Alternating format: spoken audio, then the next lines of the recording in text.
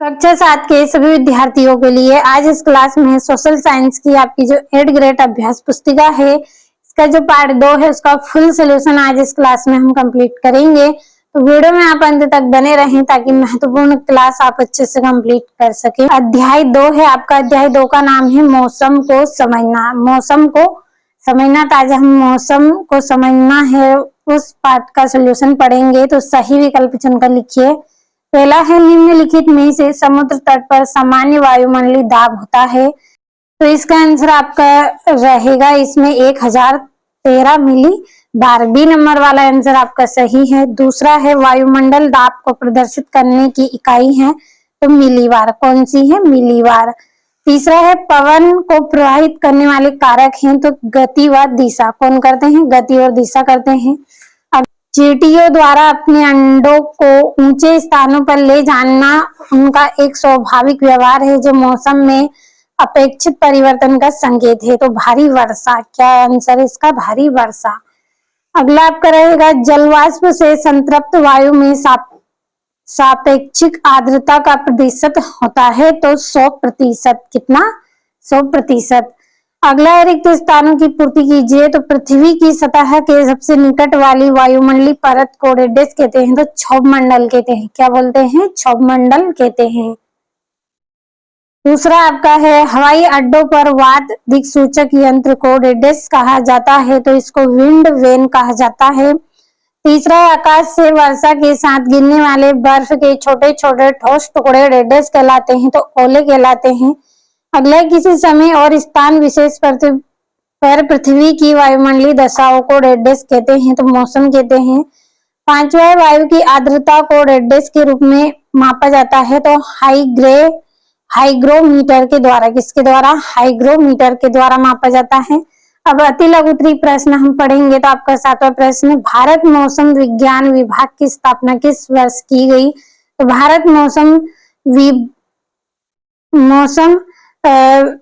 विभाग की स्थापना यानी कि विज्ञान ने की है, तो भारत मौसम विज्ञान विभाग की स्थापना वर्ष 1875 में की गई थी। तो आपको आधा प्रश्न में से लिखना है, किस वर्ष की जगह पे आपको केवल लिखना है 1875 में की गई थी।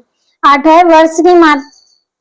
वर्षा की मात्रा को मापने के लिए किस यंत्र का उपयोग किया जाता है? तो वर्षा की मात्रा मापने के लिए वर्षा मापी नामक यंत्र का उपयोग किया जाता है। केवल एक शब्द का आंसर है, आपको किसकी जगह पे लिखना है? वर्षा मापी मापक यंत्र का उपयोग किया जाता है। अगला है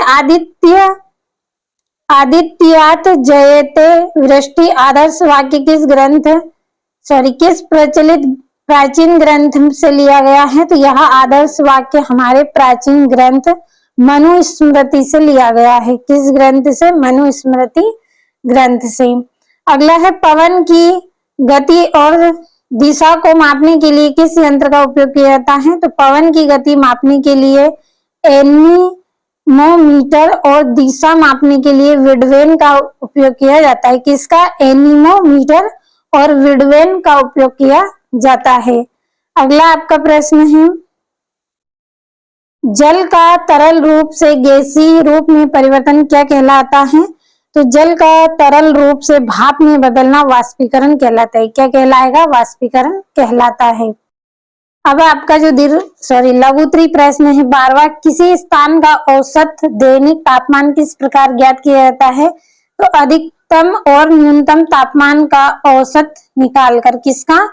जो अधिकतम और न्यूनतम तापमान है उसका औसत निकालकर मापा जाता है। अगला है आपका किसी स्थान की वर्षा की सही मात्रा को मापने के लिए वर्षा मापी यंत्र का उपयोग करते समय क्या क्या सावधानी रखनी चाहिए? तो यंत्र को खुले समतल स्थान पर सीधा और पेड़ पौधों व इमारतों से दूर रखना चाहिए। क्या करेंगे? यंत्र को हम खुले में समतल एक समान जगह पर रखेंगे। कैसा रखेंगे? सीधा और पेड़ पौधों व इमारतों से दूर रखेंगे। अगला क्या कारण है कि कोच्चि में जयपुर की तुलना में अधिक आर्द्रता पाई जाती है?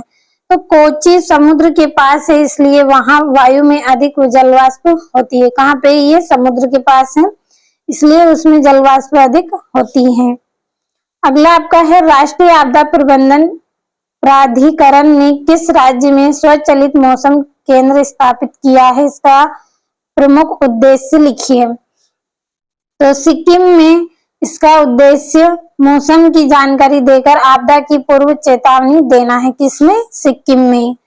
अगला आपका है वर्तमान समय में मौसम संबंधी पूर्वानुमान की भविष्यवाणियां अत्यंत महत्वपूर्ण क्यों हो गई है?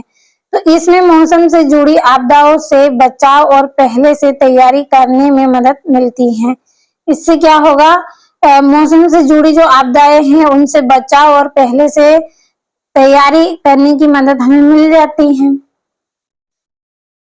अगला है दीर्घोत्तरी प्रश्न, मौसम के तत्वों का वर्णन कीजिए। तो तापमान, वायुदाब, आर्द्रता, पवन तथा वर्षा मौसम के प्रमुख तत्व हैं। क्या क्या है? तापमान, वायुदाब, आर्द्रता, पवन तथा वर्षा मौसम के प्रमुख तत्व हैं। अगला है आपका वायुमंडलीय दाब से क्या आशय है? यह सभी जगह समान क्यों नहीं होता है? तो वायुमंडलीय में अंतर के कारण हवा एक स्थान से दूसरे स्थान की ओर चलती है। वायुमंडलीय में क्या होगा, अंतर के कारण हवा एक स्थान से दूसरे स्थान की ओर चलती है। अगला प्रश्न, वैज्ञानिकों द्वारा मौसम का पूर्वानुमान किस प्रकार लगाया जाता है? तो मौसम संबंधी आंकड़ों का अध्ययन करके वैज्ञानिक मौसम का पूर्वानुमान लगाते हैं। इसका मौसम संबंधी आंकड़ों का अध्ययन करके वैज्ञानिक मौसम का पूर्वानुमान लगाते हैं। 20वां है वर्षा मापी का नामांकित चित्र बनाइए तथा किसी स्थान के वर्षा मापन की प्रक्रिया लिखिए। तो वर्षा मापी वर्षा की मात्रा मापने का यंत्र है। ये क्या है? एक वर्षा मापने का यंत्र है। इसमें वर्षा का जल और कीप द्वारा एकत्र होकर मापक सिलेंडर में भरा जाता है और भरकर मापक पर बने पैमाने से जल की ऊंचाई देखकर वर्षा की मात्रा मिलीमीटर में ज्ञात की जाती है। तो इसका चित्र मैंने नहीं बनाया है, आपको कंप्लीट कर लेना है।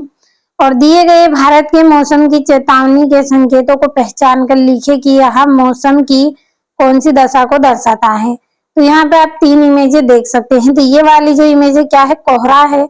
यहाँ पे हल्की वर्षा यानी कि थोड़ी थोड़ी बूंदा आएंगी और यहाँ पे भारी वर्षा, अधिक पानी गिरेगा। और यहाँ पे हम माप के देखेंगे अधिक तापमान और यहाँ पे कम तापमान। तो अच्छे से आपको समझ में आया होगा। तो आज इस क्लास में मैंने आपको सामाजिक विज्ञान का जो पार्ट 2 है उसका फुल सोल्यूशन बताया है।